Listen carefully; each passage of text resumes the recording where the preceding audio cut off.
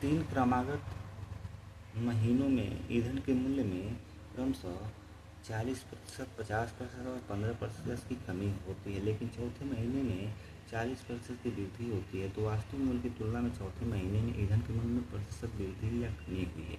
अब देखिए क्वेश्चन में एक चीज़ बताइए, 40% को अगर भिन्न में लिखें तो क्या लिखते हैं? 2/5 लिखते हैं। एक बात बताइए, 5 का कोई चीज़ था और 40% कमी हो गया तो 2 कमी हो गया, जो अंश होता है वही कमी हो गया, तो बताइए 3 हो जाएगा।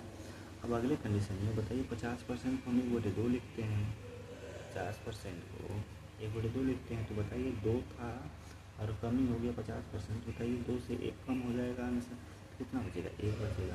अगले कंडीशन में 15% की कमी होगी, अगर 15% हम लिखना चाहें तो क्या लिखते हैं? 3/20 लिखते हैं। अब बताइए 20 का कोई वस्तु था और 3 कम हो गया, तो बताइए बचा कितना? 17 बचा। मुझे ये समझ आ रहा है। और अगले कंडीशन में बोला है कि 40% वृद्धि हो जाता है, 40% को कितना लिखा जाता है? 2/5। अब बताइए 5 वृद्धि हो गया तो 5 में हम 2 जोड़ लेंगे, कितना हो जाएगा? ये 7 हो जाएगा। अब देखिए इधर का गुणा इधर कर लीजिए, ये 5 जिसमें 100 और 100 दूना 200, 200 25 कितना हो जाएगा? 1000 हो जाएगा। अब तो ये वैल्यू 1000 हो गया, ये हो गया 1751, जो भी हो।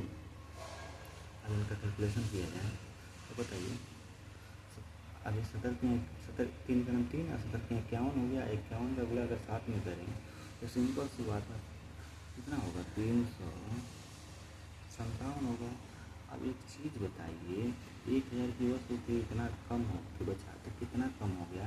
अब 1000 में से हम इसको घटाएँ तो कितना कम हो गया? अगर ये 350 भी केवल होता है, 650 होता है, लेकिन ये बताइए कंडीशन क्या हो गया? 643 कम है कि नहीं बताइए ये वैल्यू। अब बताइए 643 कम है, इसका मतलब 643 कितने को कम हुआ है? तो हमारा 643 है वो कितने कम हुआ है? 1000 का। अब बताइए 1000 को अगर हम क्या करें, 100 से गुणा करेंगे तो परसेंटेज आ जाएगा, ये 2 जीरो कैंसिल, 10 से इसको डिवाइड करें कितना आएगा? ये 64.3%। यही हमारा जो वैल्यू आया है, क्योंकि कम आया है तो इसमें कमी होगी।